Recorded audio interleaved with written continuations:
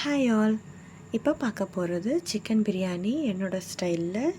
இது மைல்டாக இருக்கும், பட் டேஸ்ட் ரொம்ப அல்டிமேட்டாக இருக்கும். இதுக்கு 1 kg சிக்கன் நல்லா வாஷ் பண்ணி எடுத்திருக்கேன்.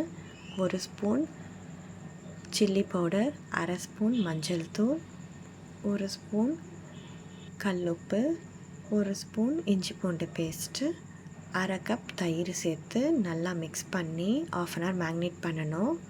இப்போது குக்கரில் 1 டேபிள் ஸ்பூன் எண்ணெய், அரை டேபிள் ஸ்பூன் நெய் விட்டு 6 பட்டை, 6 லவங்கம், 3 ஏலக்காய்,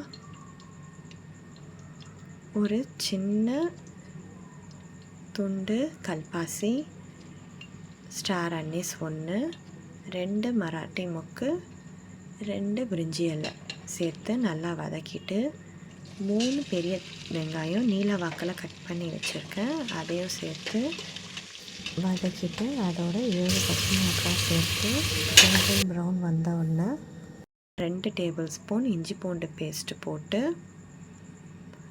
அதோட 1 கைப்பிடி அளவு புதினா இலையை சேர்த்து நல்லா வதக்கிட்டு மேக்னேட் பண்ண சிக்கனை அதில் சேர்த்து நல்லா மிக்ஸ் பண்ணணும்.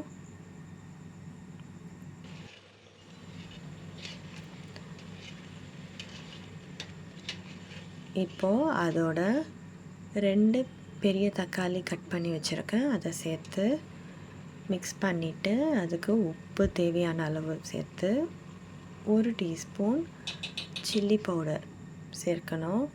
இங்கே 2 டம்ளர் அரிசி ஊற வச்சுருக்கேன், அதுக்கு 3 டம்ளர் தண்ணி விட்டு அது கூட ஒரு எலுமிச்சைப்பழம் ஸ்க்வீஸ் பண்ணி 1 டேபிள் ஸ்பூன் நெய் விட்டு நல்லா கொதி வந்த உடனே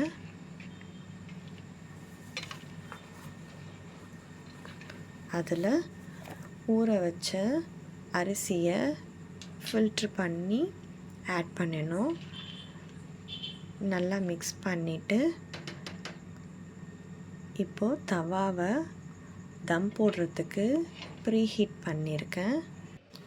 மீன்வைல் இங்கே அரிசியும் தண்ணியும் சம அளவு வந்த உடனே குக்கரை லிட் போட்டு க்ளோஸ் பண்ணி விசில் போட்டு அந்த குக்கர் எடுத்து அப்படியே தவா மேலே வச்சு நல்லா தீயை சிம் பண்ணிவிட்டு 20 minutes அப்படியே விட்டுறணும். 20 minutes கழித்து எடுத்தால் சிக்கன் பிரியாணி ரெடி. இந்த சிக்கன் பிரியாணி ரொம்ப யம்மியாக இருக்கும், ட்ரை பண்ணி பாருங்கள். தேங்க்ஸ் ஃபார் வாட்சிங்.